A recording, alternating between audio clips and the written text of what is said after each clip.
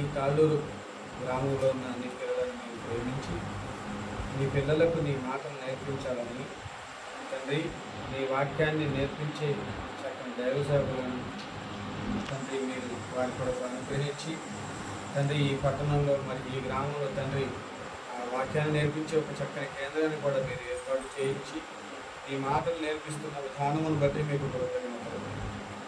దాన్ని గ్రహించిన వారు తండ్రి కొద్దిమందిగా మీ పిల్లలు చేరేటుండగా ఈ దినాన ఒక మంచి పాఠాన్ని మేము నేర్చుకోవచ్చుండగా తండ్రి, దాన్ని మేము శ్రద్ధగా ఆలకించి ఆ మాట ప్రకారం జీవించి మీరున్న ఆ పరలోకాన్ని సమకూరించుకున్నట్లుగా మీరు మాకు కృప చూపించి సహాయం చేయవలసిందిగా కోరుకుంటూ తండ్రి, ఈ గ్రామంలో ఉన్న వారందరూ కూడా ఈ సత్యాన్ని గ్రహించగలుగుతారు. కృప చూపించి సహాయం చేయవలసిందిగా మా ప్రభువును మీ ప్రియ కుమారుడు నేను యేసుక్రీస్తు వారి నామమున ఈ ప్రార్థన అడుగుచున్నాము తండ్రి.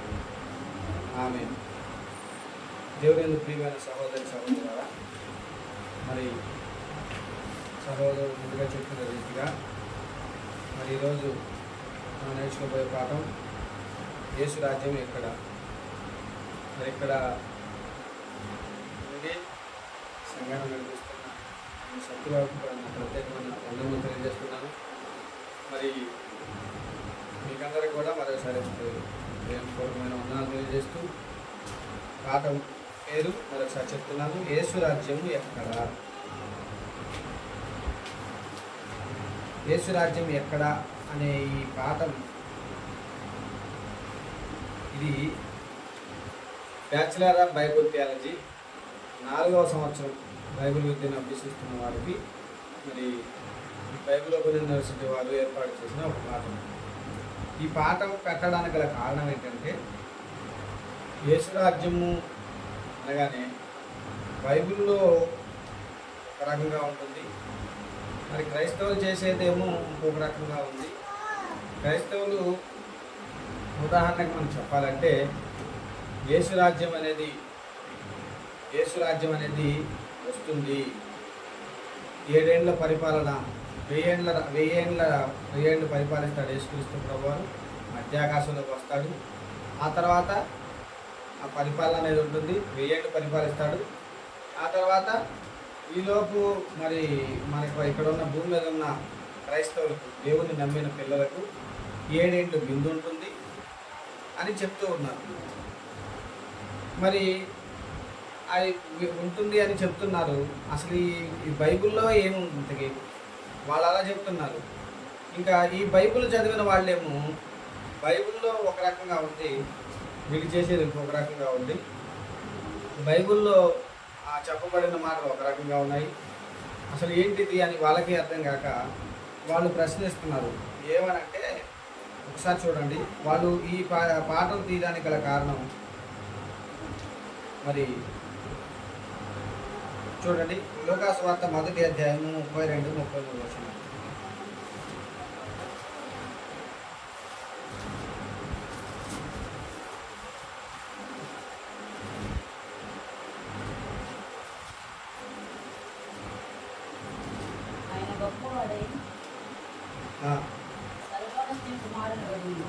ఆయన గొప్పవాడై సర్వోన్నతుని కుమారుడు అనబడును, ప్రభు అయిన దేవుడు ఆయన తండ్రి అయిన దావీదు సింహాసనమును ఆయనకు ఇచ్చును, ఆయన యాకోబు వంశస్థులను యుగయుగములు ఏలును, ఆయన రాజ్యం అంతము లేనిదై ఉండునని ఆమెతో చెప్పాను.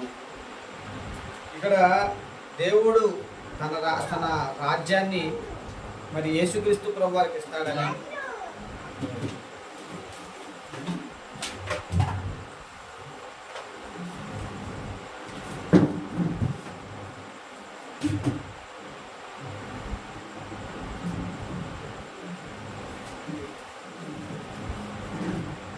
దేవుడు తన రాజ్యాన్ని యేసుక్రీస్తు ప్రభు వారికి ఇస్తాడని, ఆ రాజ్యము అంతం లేనిదిగా ఉంటుందని మరి దీని గురించి చెప్పడం జరుగుతుంది. అయితే మరి ఆ రాజ్యం మరి యేసు రాజ్యం ఇస్తానన్నాడు కదా, ఆ రాజ్యం అంతం లేనిదై ఉంటుందన్నాడు కదా. అయితే మరి ఎప్పుడు ఉండాలి? అంతం లేనిది అన్నప్పుడు యేసుక్రీస్తు ప్రభు వారు వచ్చింది మొదలుకొని ఇప్పటికి కూడా ఆ రాజ్యం ఉండాలా లేదా? ఉండాలి. అంతం లేనిదంటే అది ఇప్పటికి ముగిసిపోదు, ఎప్పుడూ ఉండేది, నిరంతరం ఉండేది అని అర్థం, అంతం లేదంటే. మరి అలాంటప్పుడు ఇక్కడ క్రైస్తవులు చెప్పేదేమో యేసు రాజుగా వస్తాడని అంటున్నారు, యేసు రాజుగా వస్తాడు అంటున్నారు. అంటే ఇప్పుడు రాజు కాదు అన్నట్లుగా వాళ్ళు మాట్లాడుతున్నారు. మరి ఇక్కడ రాజ్యం చూస్తేనేమో మరి యేసుక్రీస్తు ప్రభు వారి రాజ్యం అన్నట్టుగా ఎక్కడా కనపడటం లేదు. మరి ఇక్కడ చూస్తేనేమో బైబిల్లోనేమో ఈ మాటలు ఉన్నాయి. అంటే బైబిల్లో ఉన్నదానికి లోకంలో జరిగేదానికి సంబంధం లేదు కాబట్టి ఇది ఒక అసంబద్ధమైన విషయం అన్నట్లుగా వాళ్ళు మాట్లాడతారు. క్రైస్తవులేమో యేసు రాజుగా వస్తాడు అని పాటలు కట్టి పాటలు కూడా పాడుతున్నారు. వాళ్ళకి అర్థం కాదు అసలు యేసు రాజుగా వస్తాడా లేకపోతే అసలు ఏంటి విషయం, యేసుక్రీస్తు ప్రభువు మరి ఏమన్నాడు, అసలు దీని మరి ఆ రాజ్యం అనేది ఎక్కడుంది ఇంతకీ, దీని గురించిన పరిపూర్ణమైన వివరణ అనేది ఈ పాఠంలో మనం చక్కగా మనం అర్థం చేసుకోగలం. మరి జాగ్రత్తగా వినగలిగితే మనం అర్థం చేసుకోగలం. ఎందుకంటే ఇది మరి క్లిష్టమైన ఒక పాఠం, దీన్ని జాగ్రత్తగా వినకపోతే అపార్థం చేసుకునే అవకాశం కూడా ఉంటుంది. కాబట్టి చాలా జాగ్రత్తగా దీన్ని వినవలసిందిగా మొదటిగా మీకు అందరికీ మనవి చేస్తూ మరి ఇలా మరి అన్నాడు. తర్వాత ఇంకేమన్నాడు చూడండి, యోహాను సువార్త 18:36 వచనంలో యేసుక్రీస్తు ప్రభువారు ఏమంటున్నాడు చూడండి.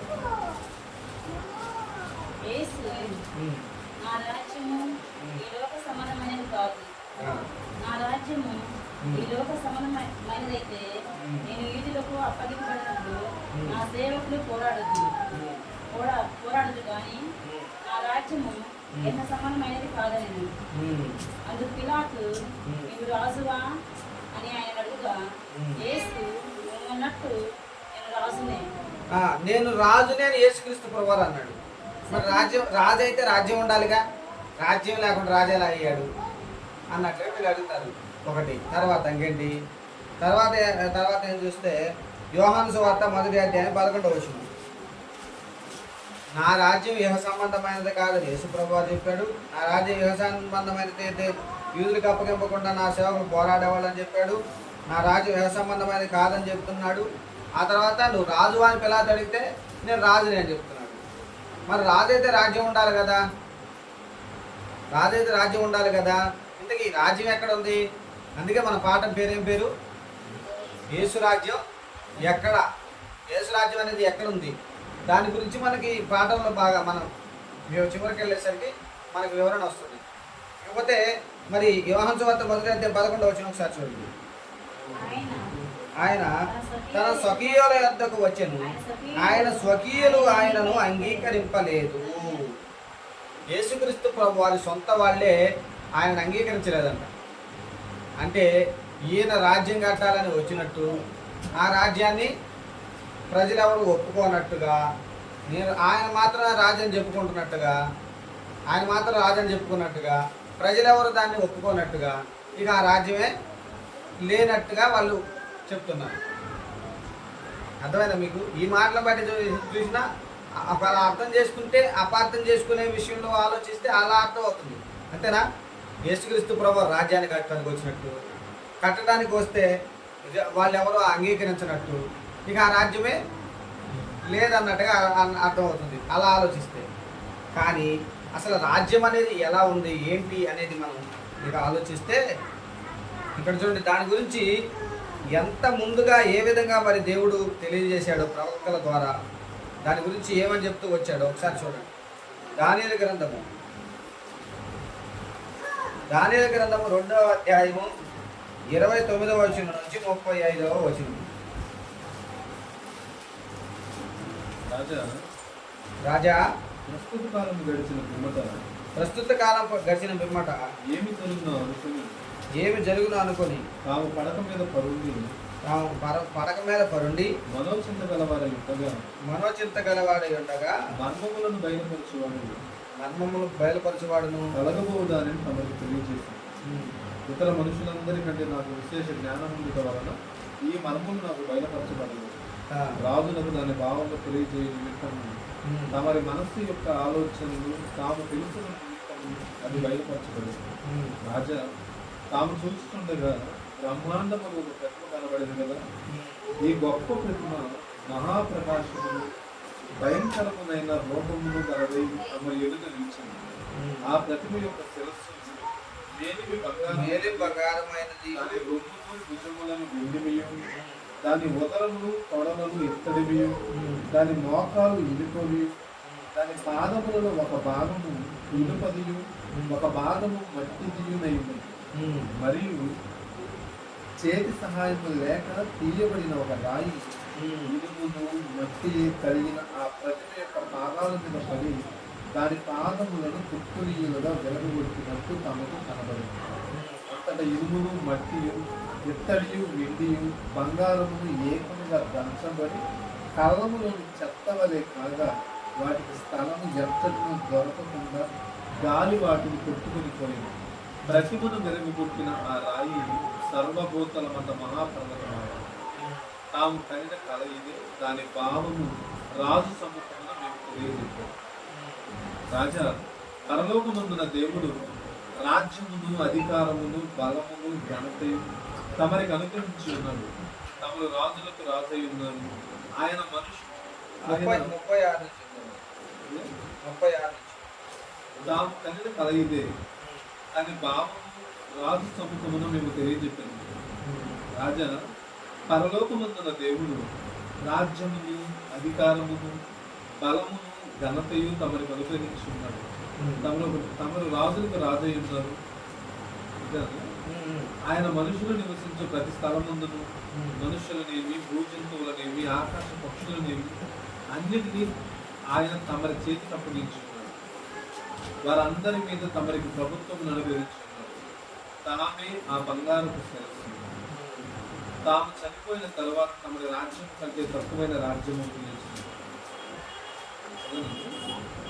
36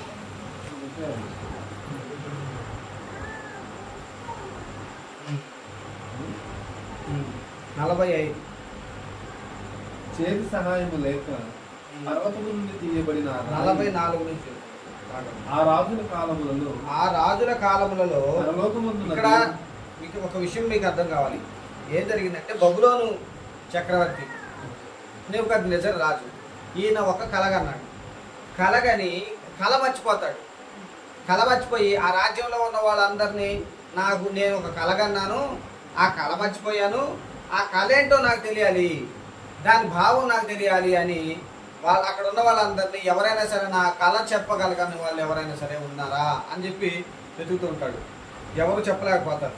అప్పుడు దానియేలు గారు వస్తాడు.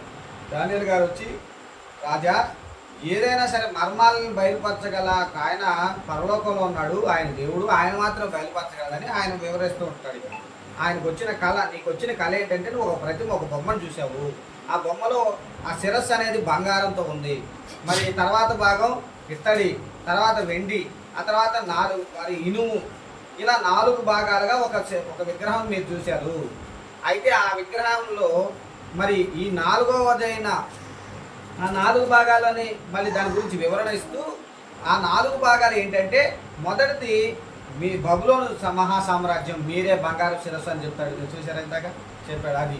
ఆ తర్వాత మీ తర్వాత మరొక రాజ్యం రాబోతుంది, అదే మాదీయ పారసీక సామ్రాజ్యం. ఇవన్నీ కూడా మాదీయ పారసీక సామ్రాజ్యం కానీ బబులోను సామ్రాజ్యం కానీ, దాని తర్వాత వచ్చింది గ్రీకు మహాసామ్రాజ్యం, అది కానీ అలెగ్జాండర్ ది గ్రేట్ అంటారు. ప్రపంచ చరిత్రలో మనం చదువుకుంటే ఇవన్నీ కూడా కనపడతాయి.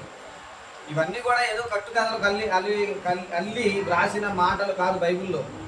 ప్రపంచ చరిత్రలను తీసుకొచ్చి మనం బైబిల్ దగ్గర పెడితే అవి ఒక మరి బైబిల్ బట్టి ఆ చరిత్రలు ఇవన్నీ నిజమని మనకు అర్థమైపోతుంది. బైబిల్లో జరిగింది మరి నిజంగా జరిగిన ఆ చరిత్రలే మనకు కనపడుతుంటాయి. కాకపోతే ఈ ప్రపంచాన్ని పరిపాలించిన 4 మహాసామ్రాజ్యాలు, మొదటిది బబులోను మహాసామ్రాజ్యం అయితే, రెండవది మాదీయ పారసీక సామ్రాజ్యం, మూడవది గ్రీకు సామ్రాజ్యం, 4వది రోమా సామ్రాజ్యం. ఇప్పుడు ఆ రాజుల కాలంలో, రోమా రాజుల పరిపాలనా కాలంలో, రోమా రాజులు పరిపాలించే ఆ కాలంలో మరి దేవుడు తన రాజ్యం, ఒక రాజ్యాన్ని స్థాపిస్తాడు భూమి మీద అని చెప్తున్నాడు ఇక్కడ. అది మనకు అర్థం కావాల్సిన విషయం. అదే ఇందాక మనం ఇప్పుడు 44 చదువుతున్నాం ఆ మాట. ఆ రాజుల కాలంలో ఆ రాజుల కాలంలో రోమా రాజుల పరిపాలన కాలంలో చివరి నాలుగు రాజులు మూడు రాజులు బబులోను సామ్రాజ్యం అయిపోతుంది. ఆ తర్వాత మాదీ పారసీక సామ్రాజ్యం అందులో ఆ రాజుల కాలంలో రాలేదు. ఆ తర్వాత గ్రీకు మహాసామ్రాజ్యం ఆ రాజుల కాలంలో ఆయన రాలేదు. కానీ రోమా రాజుల పరిపాలన కాలంలో అక్కడికి వచ్చేసరికి అప్పుడు చదువు. ఆ రాజుల కాలంలో పరలోకమందున్న దేవుడు ఒక రాజ్యము స్థాపించును. దానికి అన్నిటికీ నాశనము కలుగదు. దాన్ని పొందిన వారికి కాక మరి ఎవరికి చెందదు. అది ముందు చెప్పిన రాజ్యములన్నిటికీ పగలగొట్టి నిర్మూలం చేయను కానీ అది యుగ యుగముల వరకు నిలుచును. చూసారా, అది యుగ యుగములు నిలబడుతుంది అంటున్నాడు ఆ రాజ్యం. మరి ఇంతకీ ఆ రాజ్యం ఏంటి అని మనం అప్పుడు ఆలోచిస్తే మరి ఇక్కడ మనకి విషయం అర్థం కావాల్సిన విషయం ఏంటంటే యేసుక్రీస్తు ప్రభువారు పుట్టిన కాలం ఏంటి, ఆయన ఎప్పుడు పుట్టాడు అని ఒకసారి మనం చూస్తే చూడండి. లూకాసు వార్త 2వ అధ్యాయం 1వ వచనం.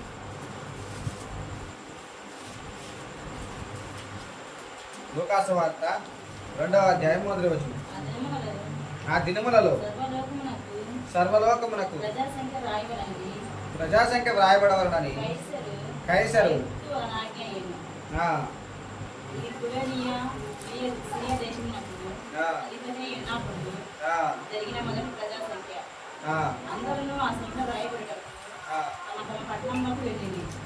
ఇక్కడ ఎవరు రాజుగా ఉన్నారు? కైసరు అనే ఆయన. కైసర్ అంటే ఈ రోమా రాజుల పరిపాలించే ఆ రాజుల్ని కైసర్ అంటారు. కైసర్ 1, కైసర్ 2 ఇలా పిలుస్తుంటారు వాళ్ళని. ఆ రాజులను పిలిచే విధానం అది. ఆ తర్వాత ఇప్పుడు ఆ కైసరు ఆయన పేరు ఏంటంట? కైసరు ఔగుస్తు అనే ఆయన పరిపాలించిన కాలంలో జరిగింది అని చెప్తున్నాడు. అప్పుడు జరిగిందట. బైబిల్లో రాయబడిన ప్రతి విషయం కూడా అది ఏ కాలానికి సంబంధించిన విషయం కూడా దానికి వివరణ ఉంది. ఏదో బోడికట్ట రాసేసిన విషయం కాదు, ఏదో మనుషులు అనుకొని రాసింది కాదు, కట్టుకథలు అంతకంటే కాదు.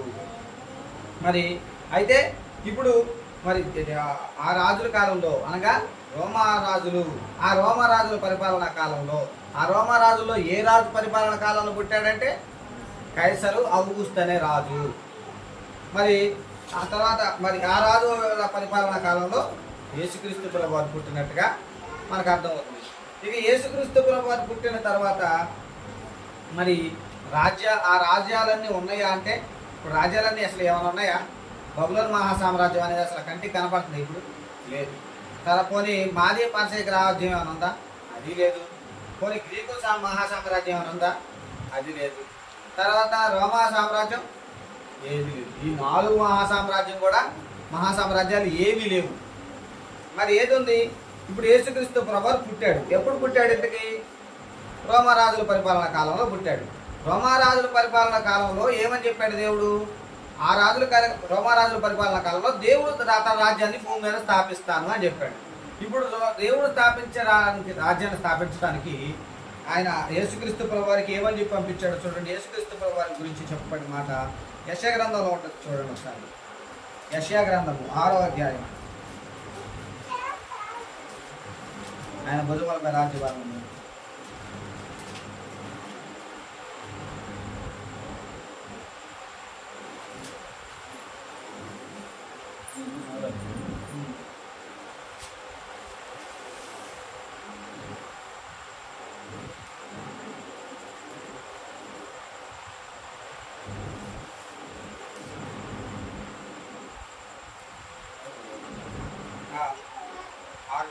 క్షమించండి, 9వ అధ్యాయం 6వ వచనం. యేసుక్రీస్తు ప్రభువారి ఆయన గురించి రాయబడిన మాట. ఏలయనగా మనకు శిశువు పుట్టెను, మనకు కుమారుడు అనుగ్రహింపబడెను, ఆయన భుజం మీద రాజ్యభారం ఉండును. ఏమన్నట? యేసుక్రీస్తు ప్రభువారి మీద రాజ్యభారం ఉంది. ఇంతకీ యేసుక్రీస్తు ప్రభువారి మీద ఏముందట? రాజ్యభారం ఉంది. మరి అంటే యేసుక్రీస్తు ప్రభు వారు ఏం చేయాలి ఇంతకీ? యేసుక్రీస్తు ప్రభు రాజ్యభారం అంటే ఏంటి? రాజ్యాన్ని కట్టాలి. ఇది ఆయన బాధ్యత. ఆయన ఆ పని కోసం పుట్టాడని మనకు విషయం అర్థమవుతుంది. ఇక యేసుక్రీస్తు ప్రభు వారు ఏమని చెప్తున్నాడు సువార్త ఒకసారి చూడండి. ఇప్పుడు యేసుక్రీస్తు ప్రభు వారు ఇప్పుడు దేవుడు తన రాజ్యాన్ని స్థాపిస్తానన్నాడు రాజుల పరిపాలన కాలంలో.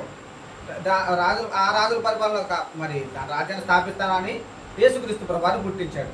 యేసుక్రీస్తు ప్రభు వారిని పుట్టిస్తూ నేను ఆయన గురించి చెప్తున్నాడు. ఆయన భుజాల మీద రాజ్యభారం ఉంటుంది అని చెప్పాడు. ఇప్పుడు ఆయన భుజాల మీద రాజ్యభారం ఉంది కాబట్టి ఇప్పుడు ఆయన సువార్త ఏమని ప్రకటిస్తున్నాడు చూడండి.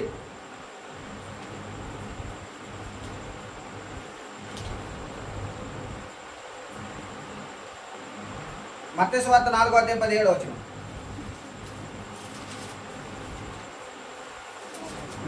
దానికి ముందు యోహాన్ గారు కూడా ఏమని చెప్తున్నాడు చూడండి. మత్తయి సువార్త 3:1 చూస్తే యోహాన్ గారు ఏం చెప్తున్నాడు అక్కడ ఉంటుంది.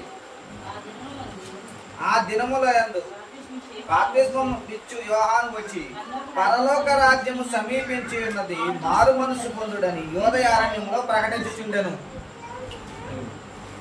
మరి యోహాన్ గారు ఏం చెప్తున్నాడు? పరలోక రాజ్యము సమీపించి ఉన్నది. అంతకుముందు ఇలా చెప్పిన వాళ్ళు ఎవరు లేరు, ఎవరు చెప్పలా. పరలోక రాజ్యము సమీపించి ఉంది అని చెప్తున్నాడు. ఎవరు? బాప్తిస్మం ఇచ్చు యోహాన్ గారు. మరి యేసుక్రీస్తు ప్రభు వారు ఏం చెప్తున్నాడు ఇప్పుడు చూడండి. అదే మత్తయి సువార్త 4:17 అప్పటి నుండి యేసు పరలోక రాజ్యము సమీపించి ఉన్నది గనుక మారు మనసు పొందుడని చెప్పుచు ప్రకటింప మొదలు పెట్టెను. యేసుక్రీస్తు ప్రభు వారు కూడా ఏం చెప్తున్నాడు? పరలోక రాజ్యము సమీపించి ఉంది అని చెప్తున్నాడు. నేను కూడా సమీపించి ఉంది అని చెప్తున్నాడు. మరి పరలోక రాజ్యం సమీపించి ఉంది అంటే, సమీపించిందంటే అర్థం ఏంటి? దగ్గరికి వచ్చేసింది, దగ్గరగా ఉంది. పరలోక రాజ్యానికి మనకి దగ్గరగా ఉంది.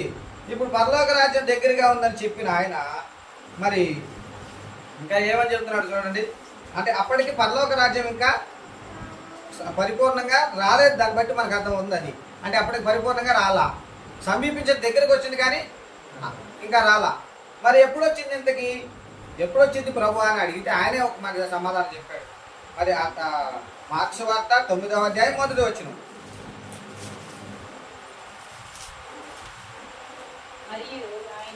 మరియు ఆయన ఇక్కడ నిలిచి ఉన్న వారిలో కొందరు అక్కడ ఉన్న ఆయన శిష్యులను చూచి చెబుతున్నాడు. ఏమని చెప్తున్నాడు? మరియు ఆయన ఇక్కడ నిలిచి ఉన్న వారిలో కొందరు దేవుని రాజ్యము బలముతో వచ్చుట చూచు వరకు మరణము రుచి చూడరని మీతో నిశ్చయముగా చెప్పుచున్నాను. ఏమని చెప్తున్నాడు శిష్యులతో? దేవుని రాజ్యము, నేను దేవుని రాజ్యము సమీపించింది, మీరు మారు మనసు పొందండి అని నేను మీకు చెప్పాను ఇప్పటి వరకు. అయితే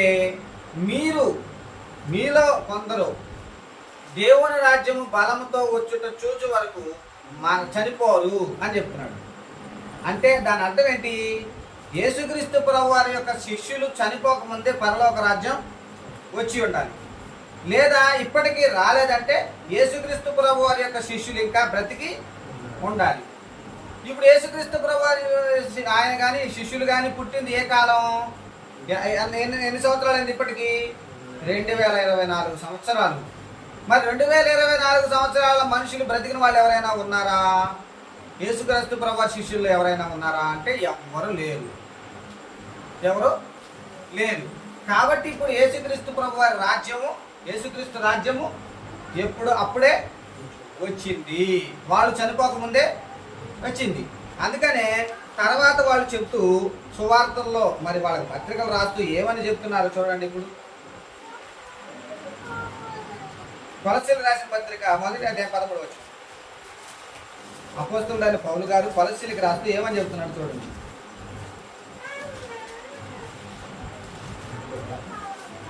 1:13 ఆయన మనలను అధికారములో నుండి విడుదల చేసి తాను ప్రేమించిన తన కుమారుని యొక్క రాజ్య నివాసులనుగా చేసెను. తన కుమారుని యొక్క రాజ్య నివాసులనుగా చేసెను. అంటే ఇప్పుడు ఏమైందనమాట?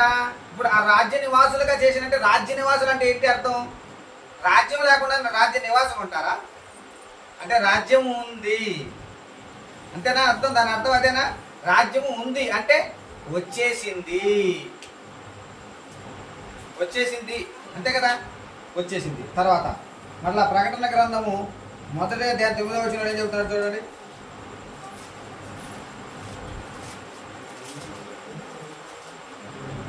మీ సహోదరులను యేసుని బట్టి కలిగి శ్రమలోను రాజ్యంలోను సహనంలోను పాలివాడైన యోహానును నేను దేవుని రాజ్యం నిమిత్తము యేసుని గురించిన సాక్షి నిమిత్తము మీ సహోదరుడు యేసుని బట్టి కలుగు శ్రమలోను రాజ్యములోను సహనములోను పాలివాడనైన యోహానును నేను. దేంట్లో పాలివాడంట ఆయన? యేసుని బట్టి కలుగు శ్రమలోను రాజ్యములోను సహనములోను పాలివాడను. అంటే రాజ్యములో కూడా పాలివాడు, అంటే రాజ్యంలో నేను కూడా ఉన్నాను అన్నట్లుగా చెప్తున్నాడు ఎవరు? యోహాను గారు. అంటే రాజ్యంలో నేను కూడా ఉన్నానంటే రాజ్యం వచ్చిందనే కాదా? వచ్చింది. ఎప్పుడు వచ్చింది? ఇంతకీ శిష్యులు చనిపోకముందే వచ్చేసింది. మరి ఎలా వచ్చింది ఇంతకీ? ఆ రాజ్యం ఏ విధంగా స్థాపించబడింది అనేది ఇప్పుడు మనం ఆలోచిస్తే, మరి యేసుక్రీస్తు ప్రభువు వారు ఏం చెప్తున్నారు చూడండి. యోహాను సువార్త 18వ అధ్యాయం 37వ వచనం.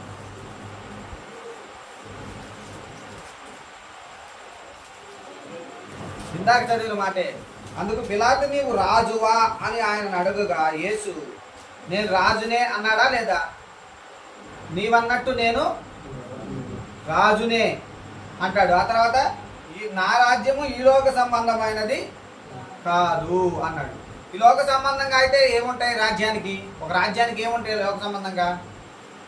మరి యుద్ధాలు, గుర్రాలు, కోటలు, ఇవన్నీ లోక సంబంధమైనవి, అవి ఉంటాయి. కానీ మరి దేవుని రాజ్యానికి అయితే దేవుని రాజ్యం ఏ విధంగా స్థాపించబడింది అని చెప్తున్నాడు చూడండి. ఇప్పుడు చూడండి ఏ విధంగా స్థాపించాడని చెప్తున్నాడు. అసలు ఫస్ట్ దేవుని రాజ్యాన్ని స్థాపించడానికి అవసరం ఏంటి? అవసరం ఎందుకు స్థాపించాలి అది కూడా మనకు అర్థం కావాలి. ఇప్పుడు ఎందుకంటే చూడండి లోకాసు వార్త 4వ అధ్యాయము 5 నుంచి 8 వచనాలు. లోకమంతా ఎలా ఉంది? ఎలా ఉన్నప్పుడు ఆయన దేవుని రాజ్యాన్ని స్థాపించాడు.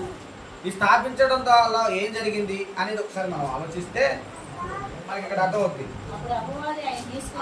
అప్పుడు అపవాది క్రీస్తును తీసుకుని పోయి భూలోక రాజ్యములన్నిటినీ ఒక్క నిమిషములో ఆయనకు చూపించి ఈ అధికారం అంతయు ఈ రాజ్యముల మహిమయు నీకెత్తును, అది నాకు అప్పగింపబడినది అని నేను ఎవరికి ఇయ్యాలనుకుంటానో వాళ్ళకి ఎత్తును, కాబట్టి నీవు నాకు మొక్కితివా ఇదంతయు నీదగును అని చెబుతున్నాడు యేసుక్రీస్తు ప్రభువారికి. ఎవరు? అపవాది. అంటే లోకమంతా ఎవరికి అప్పగించుకున్నారు? వాళ్ళ మీద అధికారం మరి ఎవరికి అప్పగించుకున్నారు? అపవాదికి అప్పగించుకున్నారు. అందుకనే మరి నీతిమంతుడు లేడు, ఒక్కడను లేడని కూడా యేసుక్రీస్తు ప్రభువు చెప్పాడు. మనుషులందరూ పాపము చేసి దేవుడు అనుగ్రహించు మహిమను పొందలేకపోతున్నారు అన్నాడు. అంటే మనుషులందరూ పాపం చేశారంటే ఇప్పుడు ఎవరికి బానిసలుగా మారిపోయారు?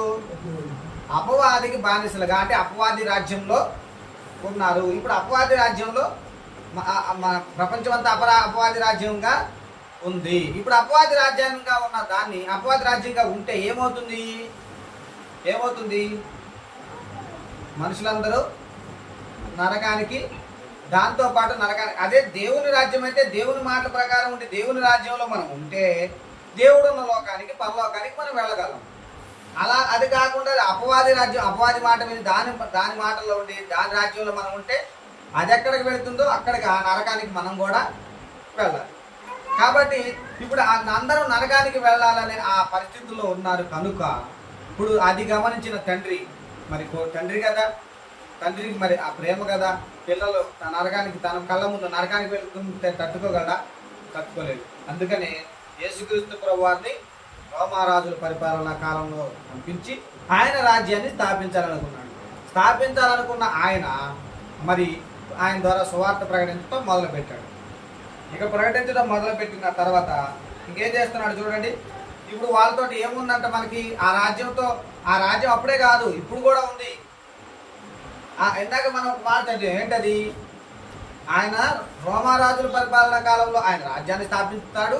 అది పొందిన వారికే తప్ప అది మరెవరికి చెందదు అని ఉందా? అది పొందిన వారికే అది చెందుతుందని అన్నాడు. అది పొందడం అంటే క్రీస్తుని రాజుగా నమ్మి యేసు ప్రభు అని రక్షకుడు అని ఒప్పుకొని నమ్మి బాప్తిసం పొందడం, మనం పొందటం, ఆ రాజ్యంలో చేరడం.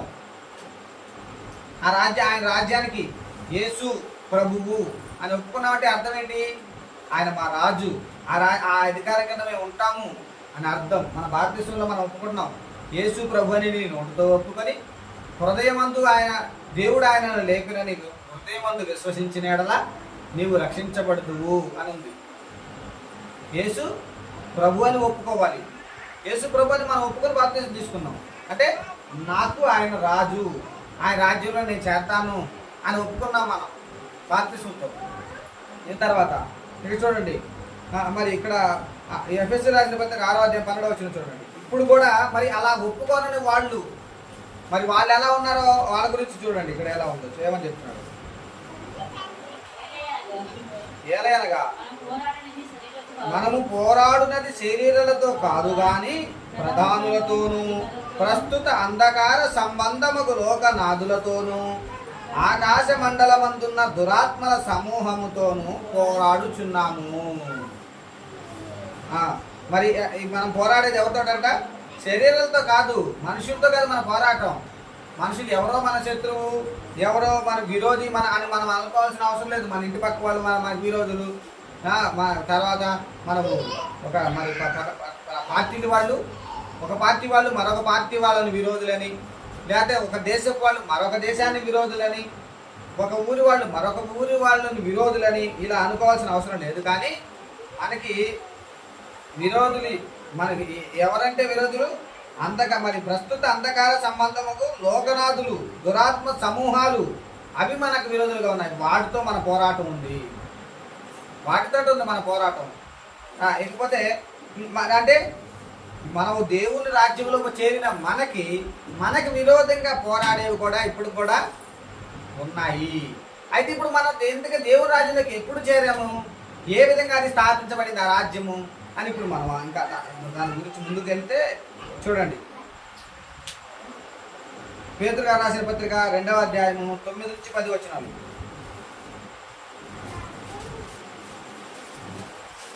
మొదటి పేతురు 2వ అధ్యాయము 9-10 వచనాలు.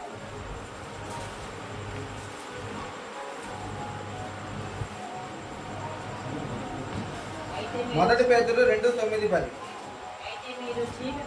అయితే మీరు చీకటిలో నుండి ఆశ్చర్యకరమైన తన వెలుగులోనికి మిమ్మును పిలిచిన వాని గుణాతిశయములను. చీకటి అనగా ఇందాక మనం అనుకున్నాం కదా, ఇందాక మనం చదువుకున్న మాట, అపవాది రాజ్యము ప్రపంచం అంతా ఉంది అని. అంటే అపవాది రాజ్యము ఆ చీకటిలో మనం ఉన్నాం. ఒకప్పుడు ఉన్న మనల్ని ఏం చేస్తున్నాడట? ఆశ్చర్యకరమైన తన వెలుగులోనికి, దేవుని వెలుగులోనికి, దేవునిలోకి మనల్ని పిలుస్తున్నాడు, ఆయన రాజ్యంలోకి పిలుస్తున్నాడు. ఆశ్చర్యకరమైన తన వెలుగులోనికి మిమ్మల్ని పిలిచిన వాని గుణాతిశయములను ప్రచురము చేయు నిమిత్తము ఏర్పరచబడిన వంశమును, రాజులైన యాజక సమూహమును, పరిశుద్ధ జనమును, దేవుని సొత్తైన ప్రజలనై ఉన్నారు. ఇప్పుడు ఇందులో ఈ రాజ్యంలో రాజులు ఎవరట? రాజులు ఎవరంటే ఇంతకి మనమే రాజులు. రాజు మామూలుగా ఏ రాజ్యంలోనైనా సరే రాజు ఒక్కడే ఉంటాడు. కానీ ఈ రాజ్యంలో ఒక్క రాజు కాదు. అందుకే కదా యేసుక్రీస్తు ప్రభువు ఏం చెప్పాడు?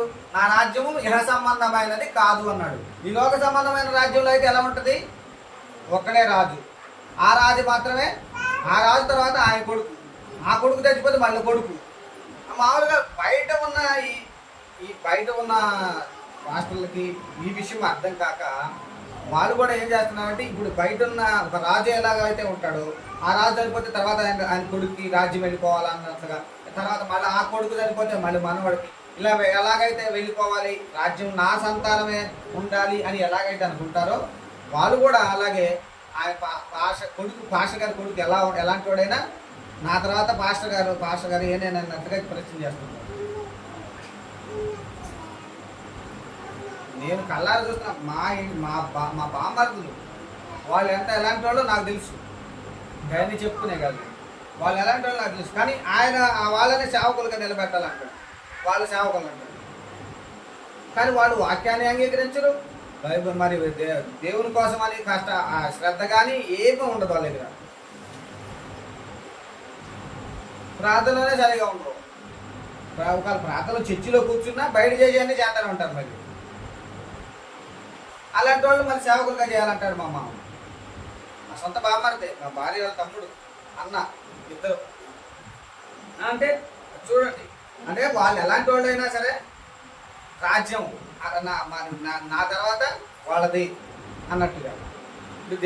అంటే లోక సంబంధంగా ఉండే రాజ్యం అలా ఉంటుంది. కానీ దేవుని రాజ్యం ఏంటి? దేవుని రాజ్యంలో ఒక్కడే రాజు కాదు, యేసుక్రీస్తు ప్రభువు ఒక్కడే కాదు, మరి దేవుడు ఒక్కడే కాదు. ఆయన పిల్లలంగా వాస్తవంగా మరి ఆయన పిల్లలు, మనం అందరం ఆయన పిల్లలమే అన్నప్పుడు మరి అందరూ సమానమే, అందరూ రాజులే, అంతేనే కదా? అందరూ రాజులే అన్నాడు. మరి అది తర్వాత ఇది అందరూ రాజులైన మనల్ని మరి ఆయన వెలుగులోనికి, ఆయన రాజ్యంలోకి పిలిచాడట. రాజులుగా పిలిచాడట. రాజులుగా ఉండాలి మీరు, రండి అని పిలిచాడట. ఆయన పిలిచి ఇంతకీ ఏ విధంగా రాజ్యాన్ని కట్టాడు అని చెప్తూ దాని గురించి చెప్తున్నాడు. చూడండి, ఇప్పుడు అపోస్తుల కార్యాలు 20వ అధ్యాయం 28వ వచనం.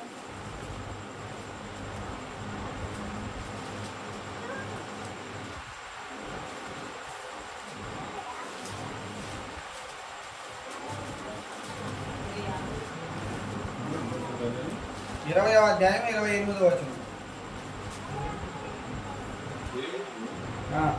తన స్వరక్తం ఇచ్చి సంపాదించిన తన సంగము కాయకు పరిశుద్ధాత్మ మిమ్మల్ని దేని యొక్క అధ్యక్షులుగా, దేవుడు తన స్వరక్తం ఇచ్చి సంపాదించిన తన సంఘము, ఆయన సంఘాన్ని దేంతో కొన్నాడంట?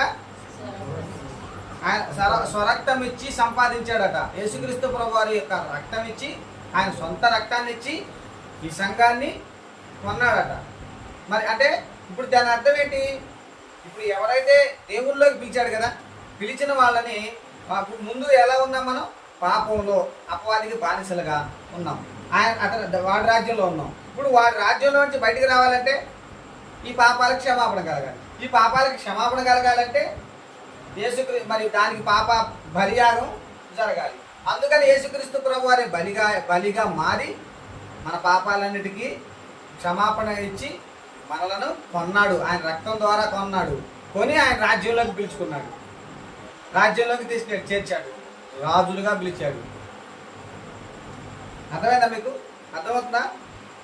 అలా రాజులుగా పిలిచాడు. ఇప్పుడు ఈ రాజులుగా పిలిచిన వాళ్ళని ఇప్పుడు మనం ఏమన్నాడు? మరి తిరిగి ఏమన్నాడు?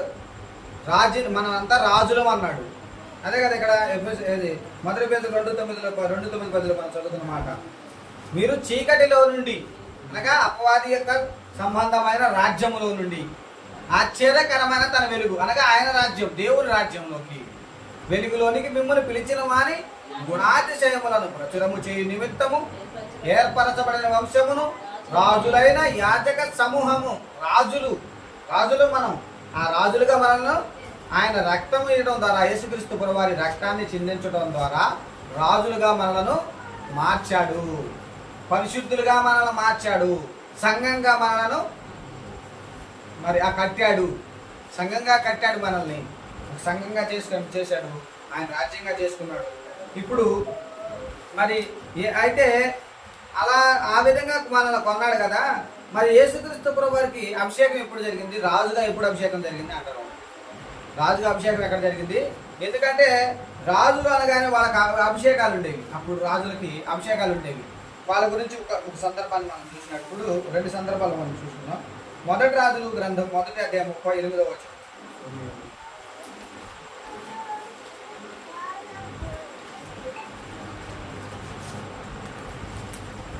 మొదటి రాజుల గ్రంథం 1వ అధ్యాయం 38వ వచనం.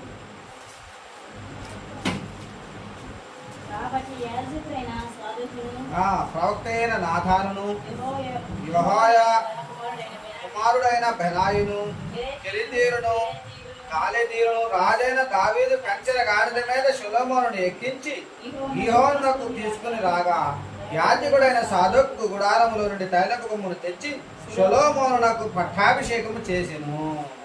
అంటే రాజుగా పట్టాభిషేకం జరగాలంటే గాడిద మీద ఊరేగించాలి.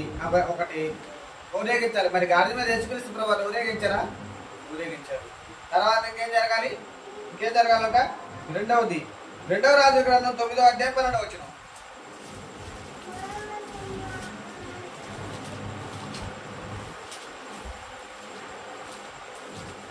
కాబట్టి వారు అదంతా ఒట్టిది జరిగిన దానిని మాకు తెలియజెప్పనగా నేను నిన్ను ఇశ్రాయేలు మీద పట్టాభిషిక్తునిగా చేయించినాయని ఎక్కువ సెలవిస్తున్నాడని అతను నాకు చెప్పాను. చూడండి, అంటే అభిషేకం జరగాలి. మరి పట్టాభిషేక్తునిగా అభిషేకం ఎప్పుడు యేసుక్రీస్తు ప్రభువారికి జరిగింది అని అంటారు. అసలు యేసుక్రీస్తు ప్రభువారి పేరేంటి? క్రీస్తు అన్న పదానికి అర్థం ఏంటి? అభిషిక్తుడు. క్రీస్తు అన్న పదానికి అర్థం అభిషిక్తుడు. ఇకపోతే యేసుక్రీస్తు ప్రభువారే ఆయన మాట్లాడుతూ అంటాడు, తండ్రి అభిషేకించి మీ మధ్యకు పంపిన వాణిని అంటాడు. తండ్రి యేసుక్రీస్తు ప్రభువారిని అభిషేకించి లోకానికి పంపించాడు అని చెప్తాడు. కాబట్టి యేసుక్రీస్తు ప్రభువారు ముందుగానే అభిషేక్తుడు, ఆయన రాజు. ముందుగానే ఆయన రాజు. మరి ఆ రాజు అంటే రాజు అని చెప్పుకున్నాడు. ఇప్పుడు ఆ రాజ్యాన్ని ఏ విధంగా స్థాపించాడు? తన రక్తాన్ని ఇవ్వడం ద్వారా రాజ్యాన్ని స్థాపించాడు. ఇప్పుడు పాపంలో బానిసలుగా సాతాను రాజ్యంలో ఉన్న వాళ్ళని రక్తంతో కొని, ఆయన సొంత రక్తంతో కొని రాజ్యాన్ని కట్టాడు. ఇప్పుడు ఆ రాజ్యంలో మనమంతా ఉన్నాము. ఇప్పుడు ఆ రాజ్యంలో ఎలా ఉన్నామంటే రాజులుగా మనం ఉన్నాం. మరి ఇప్పుడు ఈ రాజ్యం ఎంతవరకు ఉంటుందంటే, ఇంత మనం చూసుకున్నట్టు ఎప్పటి వరకు ఉంటుంది? అది దానికి అంతం అనేది ఉండదు. ఇప్పుడు ఇక్కడ ఎలా ఉంది, తర్వాత అంతంలో యేసుక్రీస్తు ప్రభువు రెండవ రాకడలో ఈ రాజ్యాన్ని తీసుకెళ్లి తండ్రికి అప్పగిస్తాడని ఉంటుంది. దీన్ని తీసుకెళ్లి తండ్రికి అప్పగిస్తాడే తప్ప అంతం ఉండదు దీనికి. మరి ఇది ఇప్పుడు ఉందా లేదా? ఉంది. ఇప్పుడు ఇందులో ఎవరున్నారు? మనమంతా ఉన్నాం. సంఘమైన మనమంతా కూడా అందులో ఉన్నాము. కాబట్టి దీని గురించి ఒకసారి మనం చూసినట్లయితే,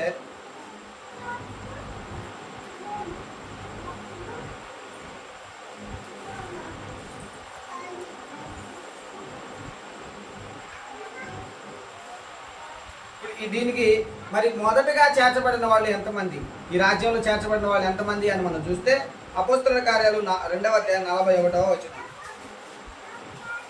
ఇప్పుడు ఈ రాజ్యానికి మరి రాజు శిరస్సు ఎవరంటే రాజు ఎవరు? చూడండి, యోహాను సువార్త 13వ అధ్యాయం 36వ వచనం. యోహాను సువార్త 13వ అధ్యాయం 36వ వచనం. ఈ రాజ్యానికి రాజు మనమందరం రాజులమే. అయితే శిరస్సు, మనందరికి శిరస్సు ఎవరంటే చూడండి ఒకసారి 13వ అధ్యాయం 36వ వచనం. యోహాను సువార్త 13:36.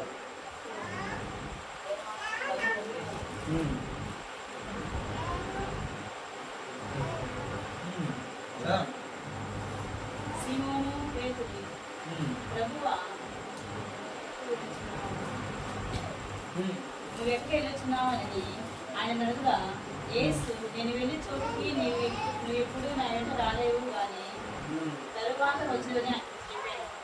అది పేతురు. అంటే ఇక్కడ మీకు ఒక విషయం అర్థం కావాలి. దీన్ని మనుషులెవరూ కూడా ఆ ప్రాణం పెట్టే పని చేయగలిగారా రాజ్యాన్ని కట్టడానికి? అంటే రాజ్యాన్ని ప్రారంభికుడు, రాజ్యాన్ని కట్టడానికి మూలకర్త ఎవరు? యేసుక్రీస్తు ప్రభువారు. కాబట్టి ఆయన ఎవరు? మనకి శిరస్సు. యేసుక్రీస్తు ప్రభువారు మనకేంటి? శిరస్సు. ఎలా శిరస్సు?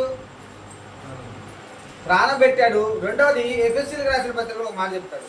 ఆ మాట చూడండి ఒకసారి. ఎఫెసీయులకు రాసిన పత్రిక 5వ అధ్యాయం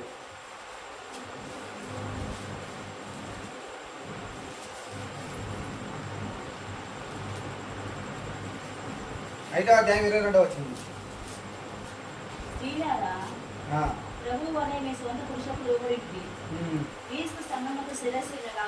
క్రీస్తు సంఘానికి ఏంటంట? శిరస్సు. క్రీస్తు మన సంఘమైన మనకేంటి? శిరస్సు. ఇప్పుడు అంటే మన రాజు ఎవరు? మనమందరం రాజులు అయితే రారాజు మన ప్రభు ఎవరు? యేసుక్రీస్తు ప్రభు వారు. మరి మన రాజ్యం ఏంటి? మన రాజ్యం ఏది? సంఘము. రాజ్యము సంఘమే. అది మరి యోహాను సువార్త 18:30 ఉంటుంది ఈ విషయము. ఒకసారి చూడండి.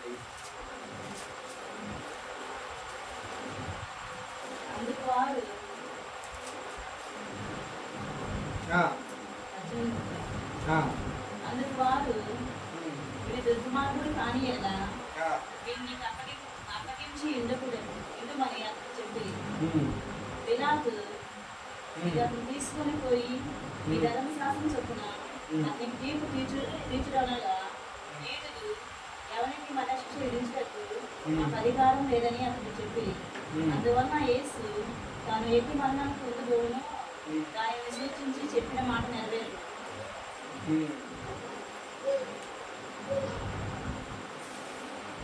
పిలాతు తిరిగి అధికార మందిరంలో ప్రవేశించి యేసుని పిలిపించి వీధుల రాజు నువ్వేనా అని ఆయన అడుగుగా యేసు నీ అంత నీవే ఈ మాట అనుచున్నావా లేక ఇతర మీరు నన్ను గురించి ఇది చెప్పిరా అని అడిగాను. అందుకు పిలాతు నేను ఈదునా ఏమి నీ సోదరులు ప్రధాన యాజకులు నిన్ను నాకు అప్పగించు కదా నీవేమి చేస్తూ అని అడుగా యేసు నా రాజ్యము ఈ లోక సంబంధమైనది కాదు నా రాజ్యం ఈ లోక సంబంధమైనది కాదు అని చెబుతున్నాడంటే రాజ్యం ఈ లోక సంబంధమైనది కాదని చెప్తున్నాడంటే రాజ్యం లోకంలో లోక సంబంధంగా రాజ్యం అనేది రాజ్యం లాగా నా రాజ్యం ఉండదు. నా రాజ్యంలో మరి అందరూ కూడా రాజులుగా ఉంటారు అని రాజులుగా ఉంటారు కాబట్టి రాజ్యం ఈ లోక సంబంధమైనది కాదన్నాడు. ఇప్పుడు రాజులుగా ఉన్న మనందరం ఏమన్నాడు? మనందరం రాజులు అన్నాడు. రాజులైన మనం ఎవరమి? రాజులైన మనం ఎవరమి? క్రైస్తవులం, సంఘంలో ఉన్నవాళ్ళం. సంఘం మనమంతా సంఘము. అంటే ఇప్పుడు రాజ్యం ఏది? సంఘమే రాజ్యం. ఆ తర్వాత మరి చట్టం ఏంటి? మనకి చట్టం ఏంటి? బైబుల్. మన చట్టం బైబుల్. మరి దీనికి హద్దులేంటి? మరి ఈ రాజ్యానికి హద్దులేంటి? యేసుక్రీస్తు మరి అక్కడ చెప్పాడు కదా 4 మహాసామ్రాజ్యాల సందర్భంలో చెప్తాడు. ఏమని చెప్తాడంటే అక్కడ ఆ చిన్న చేతి సహాయము లేక తీయబడిన రాయి సర్వభూతలమంతా మహాపర్వతమాయను అని ఉంటుంది. అంటే భూతలమంతా ప్రపంచమంతా వ్యాపించి ఉంటుంది అని. ఇప్పుడు ఆ రాజ్యం ఎక్కడ వ్యాపించి ఉంటుంది? ప్రపంచమంతా. అంటే హద్దులేంటి? ఈ రాజ్యానికి హద్దులేంటి? భూమి ఉన్నంత వరకు ఈ రాజ్యం ఉంటుంది. ఆ తర్వాత మరి తర్వాత ఇంకా మన హద్దులు భూప్రపంచం అని అర్థమైపోయింది. మనకి చట్టం ఏంటో మనకు అర్థమైంది. బైబిల్ అని అర్థమైంది. మన రాజు ఎవరో మనకు అర్థమైంది. మనం కూడా రాజులు అన్న విషయం అర్థమైంది. ఇప్పుడు రాజ్యం అనేది వచ్చిందన్న విషయం మనకు అర్థమైంది. కాబట్టి మరి దీన్ని మనం అపార్థం చేసుకున్న వాళ్ళకి కనులు విప్పు కలిగించేలాగా మనం చెప్పగలిగిన వాళ్ళమై దీంట్లో ముఖ్యమైన విషయాలు ఏంటి? ఇందాక మనం చూసాం. ఒకటి, రోమారాజుల పరిపాలనా కాలంలో దేవుడు రాజ్యాన్ని స్థాపిస్తానన్నాడు. ఆ రాజుల పరిపాలనా కాలంలో పుట్టిన యేసుక్రీస్తు ప్రభువు వచ్చి మీకు దేవుని రాజ్యము సమీపించినది అని చెప్పాడు.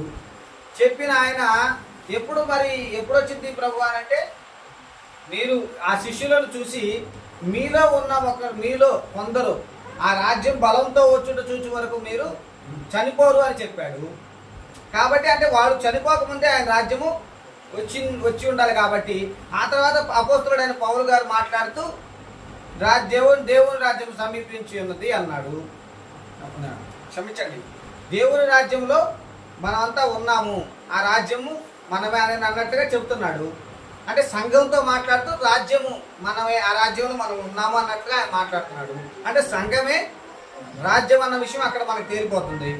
ఇప్పుడు ఆ రాజ్యము ఎప్పుడు ప్రారంభమైందంటే బాప్తిసం తీసుకోవడంతో ప్రారంభంలో మొదటగా యేసుక్రీస్తు ప్రభు రక్తం చెందించడంతో సంఘం ప్రారంభమైంది. సంఘం కట్టడానికి ప్రారంభం. దాంట్లోకి చేరిన వాళ్ళు మొట్టమొదటిగా చేరిన వాళ్ళు పౌలు పేతురు గారి ప్రసంగంలో మొదటగా 3,000 మంది చేర్చబడ్డారు.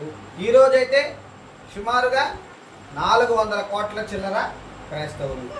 ప్రపంచం అంతా కూడా వ్యాపించింది. అంటే దేవుడి మాట ఎక్కడైనా పొల్లుపోయిందా? లేదు.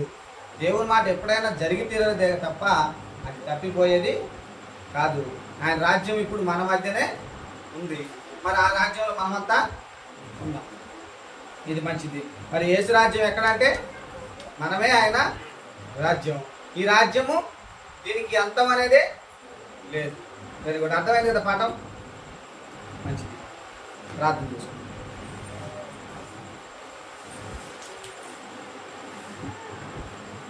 ఏదైనా డౌట్లు ఉంటే అడగండి, తర్వాతనే చెప్తాను. ఓకేనా? ప్రార్థన. పరలోకమందున్న మా ప్రియమైన తండ్రి, మీరు భూమి మీద స్థాపించిన రాజ్యాన్ని గురించి తండ్రి ఒక మంచి పాఠంగా మీరు మాకు నేర్పించిన విధానాన్ని బట్టి మీకు కృతజ్ఞతలు తండ్రి. మీరు మరి అలా ఇలా నేర్పించే మంచి సేవకులను కూడా మీరు మాకు అనుగ్రహించినందుకు నేను స్తుతిస్తున్నాను తండ్రి. ఈ మాటలు నేర్చుకుంటున్న మేము ఆ మాటలను మా